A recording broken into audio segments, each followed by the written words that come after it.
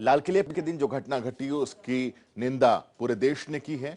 Indian national Lokdal ने भी इसकी निंदा की है और लगातार अशोक अरोड़ा भी इसकी निंदा करते हुए नजर आ रहे हैं। जनता टीवी से खास बातचीत में उन्होंने कहा कि यह सरकार की भी विफलता है कि लोग वहां तक पहुंचे कैसे। देखिए, गणतंत्र दिवस के मौके पर किसान आंदोलन के दौरान जो एक तस्वीर सामने आई, उसके बाद ऐसा नजर आने लगा था कि किसान आंदोलन अब बिखर रहा है। लेकिन एक बार फिर से किसान एकजुट होना शुरू हुए हैं और किसान आंदोलन पर मेरे साथ बातचीत करने के लिए पूर्व मंत्री और कांग्रेस के वरिष्ठ नेता अशोक अरोड़ा है। अरोड़ा जी, जो गणतंत्र दिवस की जो घटना है, सबसे पहले तो आप उसको किस नज़र से देखते हो? दूसरी बात, जो कांग्रेस के नेता के नाते आप क्या कहेंगे कि आंदोलन जो बिखर रहा था, अब एक बार फिर से किसान संगठित होते दिख रहे हैं? देखिए, लाल किला देश की धरोहर है और उस पे तिरंगा फहराने का गौरव देश के प्रधानमंत्री को लाखों शहीदों की कुर्बानियों के बाद मिला था। उस पर इस प्रकार की घटना घटना, लोगों का चढ़ना, वो बड़ा निंदनीय है।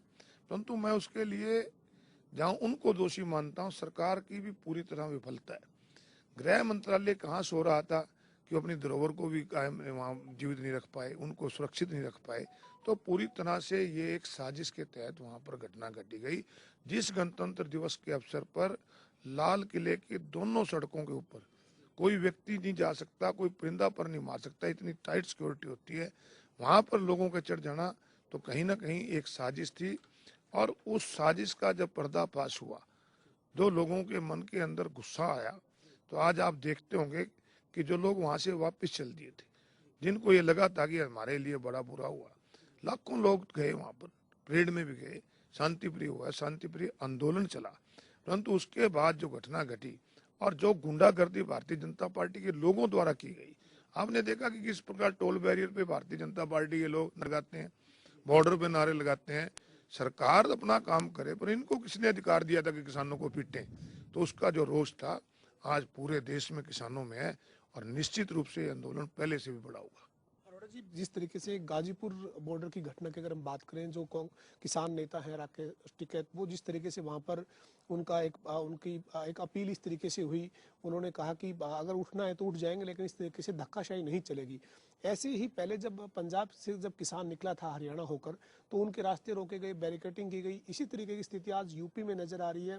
जो गाजीपुर बॉर्डर है, वहां पर जो यूपी से जो लोग आ रहे हैं, उनके रास्ते में प्रशासन यूपी का जो है वो बाधा बन रहा है। मैं मान के चलता हूँ कि इनका प्रजातंत्र से विश्वास उठ गया है।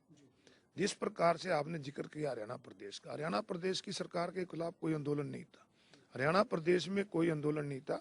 25 नवंबर को किसान दिल्ली कूच कर रहे थे, दिल्ली को जाने वाले रास्तों पे रास्ते रोक दिए गए, खड्डे खोद दिए गए, वाटर कैनन का इस्तेमाल किया गया, आंसू गैस के गोले छोड़े गए। सरकार जो थी हरियाणा प्रदेश की, वो उन्होंने डंडे के दम से दबाना चाहती थी, परंतु लोग वहां लाखों की संख्या में पहुंचे और विश्व का पहला आंदोलन था जो इतना शांति प्रिय, इतना अनुशासन के साथ चला। आज फिर वही बात यूपी की सरकार कर रही है। गाजीपुर बॉर्डर पे जिस प्रकार की घटना कल घटी, सरकार के गए लोग ना, पुलिस के एसपी गया, डीएम गया, उन्होंने कहा कि ठीक है, आप हमें गिरफ्तार कर लो, हम छोड़। परंतु वहां पर जब बीजेपी से जुड़े लोग गए, उनका वहां का विधायक यार किसानों को पीटना शुरू किया, तो कहीं ना कहीं उसमें किसानों के मन में गुस्सा लाया। किसान कोई उग्रवादी नहीं है, किसान को ये नहीं चाहता कि हमारे देश की छवि खराब हो, परंतु कुछ लोगों की वजह से अगर हुई है, आज किसानों के लुकआउट जारी कर देते हैं, जिस प्रकार से ये भगोड़े हो गए हैं। तो सरकार जो तानाशाह रवैया अपनाया हुआ है, इसको छोड़ना चाहिए, अपनी प्रजा से बात करनी चाहिए, कुछ पता, इसको तुरंत ये तीनों बिल रद्द करने चाहिए। क्या आप मांग करते हैं केंद्र की सरकार से?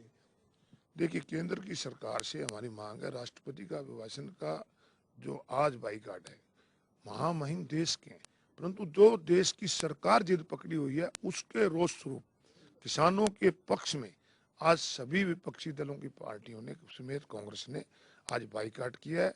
और मेरी तो फिर मांग है देश की सरकार से कि आपका आज राष्ट्रपति का अभिभाषण है, राष्ट्रपति के अभिभाषण में ही तीनों बिलों को रद्द करके किसानों को बुलाएं और कोई अच्छा ड्राफ्ट अगर किसानों की सहमति से आता है तो उसको लेकर आए।